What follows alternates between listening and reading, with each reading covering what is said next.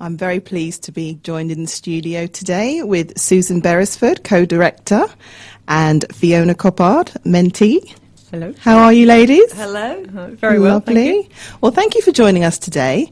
We want to find out a little bit more about what you're promoting. So it's the Ladies First exhibition for the International Women's Day in Croydon. Now, before we get into the Ladies First exhibition, I want to find out a little bit more about your organisation. So tell us a little bit about Under Croydon and how that came about. Well, Jean-Marie and I met in 2000 and started doing projects together. We're both trained as muralists and artists, but we found that we were very good at organising.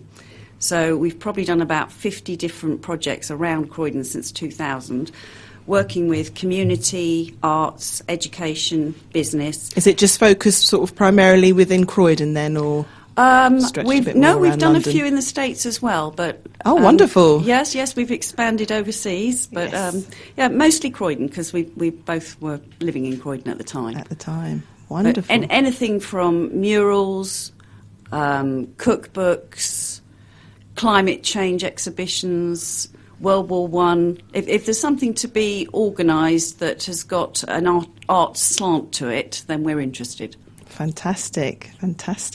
And what was it like for you, Fiona? Tell us about your experience as a mentee. Oh, it was fantastic. I was asked to be a mentee by the ladies, and it was really amazing to meet Donna. She was so welcoming and warm when I met her, and friendly, and we laughed. And tell us who's Donna. Donna Fraser is an Olympian. She's in Sydney Olympics, and she's an inspiration. The dedication that she put into her training from a young child, and got through a lot of adversity to get to where she got. And she's linked to Croydon, am I right? She is. Yeah, she trains up at Crystal Palace.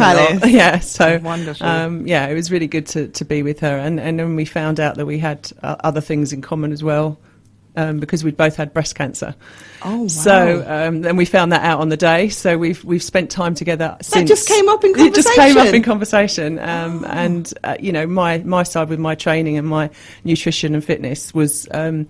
Why I got paired with Donna, because we'd obviously got a mutual interest, so that was a really good way to be a mentee to I think that like makes a big difference. Really good. You want to have sort of like-minded people. I mean, obviously we're all like-minded in the sense that we want, progression for women and for Croydon and everything else, but it's nice when you've got those shared interests. Yeah, she really made me feel comfortable when I was interviewing her, and I really haven't laughed so much in a long time. Yeah. Oh, so she was good fun to get on with. She was then. Good fun. Yeah, because I know sometimes it can be a bit nerve-wracking, particularly when you're meeting celebrities, and you think, are they going to be as nice as they seem on television? But she's lovely. Yeah, there's no side to her whatsoever. No side to Donna whatsoever.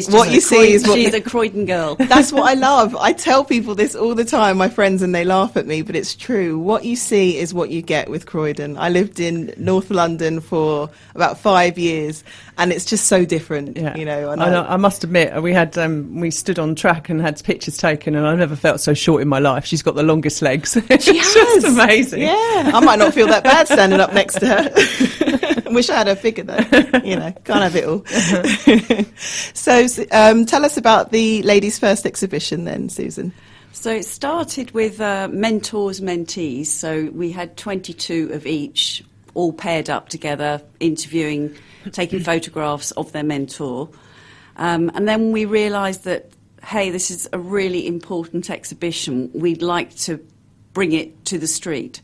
So the mentor-mentee side of it, that's in Bernard Weatherall Community Space. Whereabouts is that then? I was trying to place where that is. That is the council. Is it the new council office? Yes, behind the library. It's called Mint right. Walk. Mint Walk, yeah. So having done the mentors and mentees, we then recruited Jackie King, who's an award-winning photographer, and she has taken huge poster-size black and white photos of all the mentors. The mentors. And they will be on the outside windows, and they're just so amazing. As you approach, you'll be able to see them all up there? Yes. There's a string of 22 women, black and white, each with their own quote and their name and their job title. Wonderful.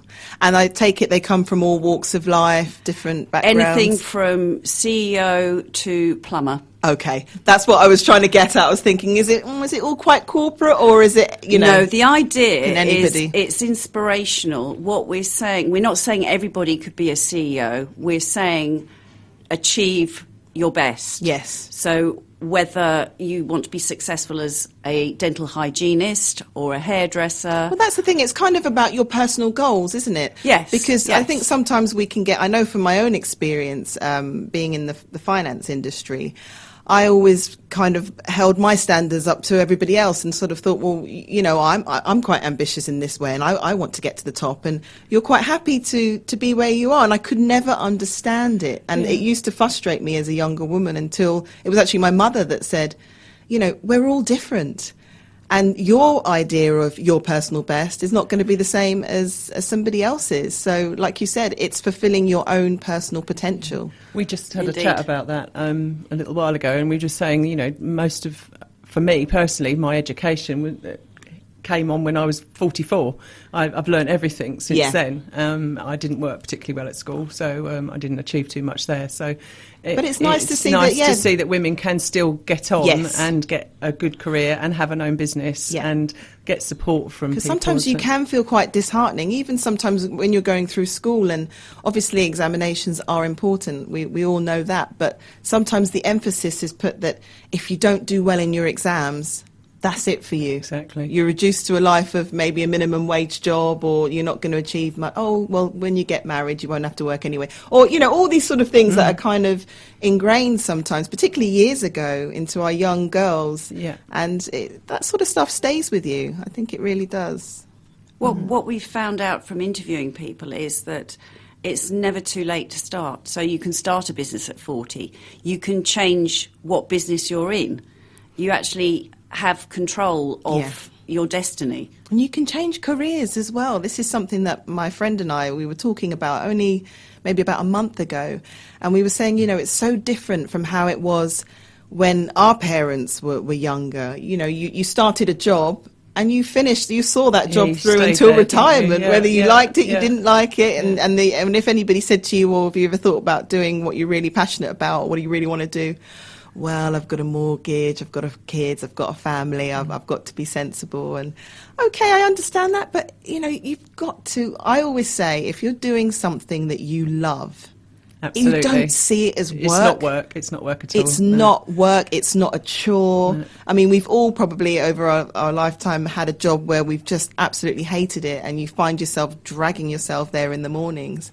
But I'm sure, when you're involved in projects like this. Well, it's been amazing being involved with this project. uplifting. So much has come of it for me. I mean, I'm doing all sorts of things. I'm doing discussion panel for International Women's Day. I'm things working that you with may the not have even ladies imagined that I would doing not have done. 15 years ago. No, definitely not. It's been a really enlightening thing. Well, you're sporty, so did you ever consider becoming a firefighter?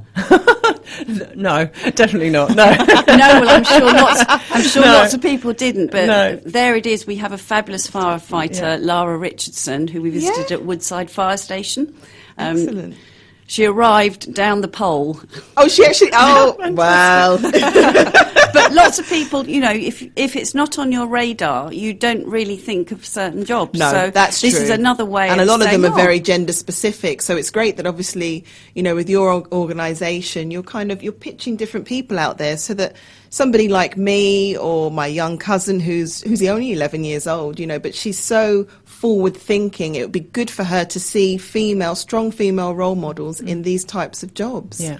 Because even now there's still jobs that are seen as being predominantly male. Well, it's like plumbers and electricians and things like that. You don't see many females, do you? True. Doing that, so it's nice to see that. And I work in the construction house building industry, and I think there's probably one female director within the Southeastern group. So it's still out there, and it's got to change. Yeah, we're getting that hammer and we are smashing at that ceiling. Well, Petra, our plumber, she's got a funny story because her mum gave her a leaflet. And it said electrician. And she said, you never do what your mum says. She said, I turned the leaflet over and it said plumber, so I'm a plumber. Well, there you go.